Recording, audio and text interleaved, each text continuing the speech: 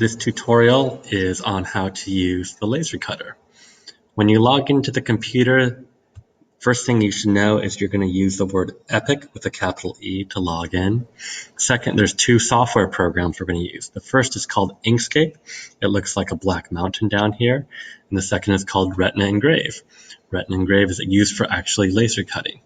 Once Retina Engrave is open, make sure 1, your laser cutter is turned on. 2, it's green over here and it says connected.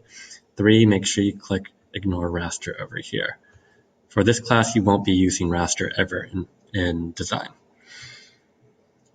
Inkscape looks like this black mountain. It is used for opening SVG files. To open SVG files, we go to File, Open, and we can just begin to type in our file name. Since all of your file names are starting with your last name, you can just simply type in your last name and find your SVG file. Go ahead and click Open, and it will pop up in Inkscape like so.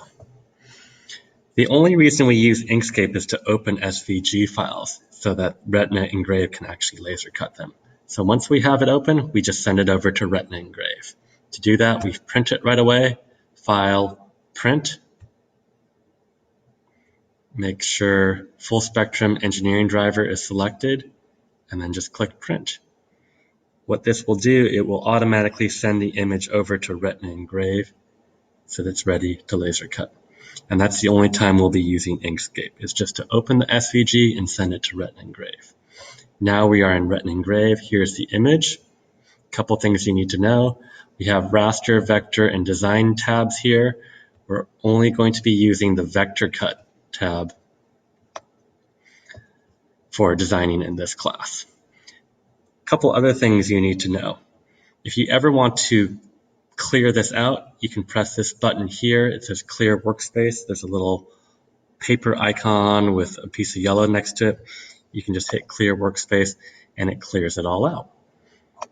To get it back is pretty easy. We go back to Inkscape, File, Print, Full Spectrum Engineering Driver, and hit Print. Back over to Retina Engrave and go back to Vector Cut. So if someone else's work is there, you can just clear the workspace and start fresh. A couple other things. On the right-hand side are our vector layers. We can change the speed. If you make the speed go slower, the laser moves slower and it can burn more, so it can actually burn more. Likewise, if you increase the power, the more power it is, the more it'll burn.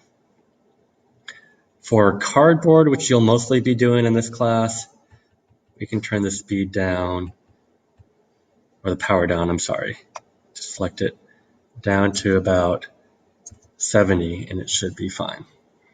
Couple other tricks I want to show you. You can click on any one of these and right click and you can change the color. I'll change this one to red. And as you can see over here, we've got red over here. I'm going to click on this blue one over here, right click on it. Let's try that again. There we go. And I'll change that to green. So we can actually change the speed and power for each color.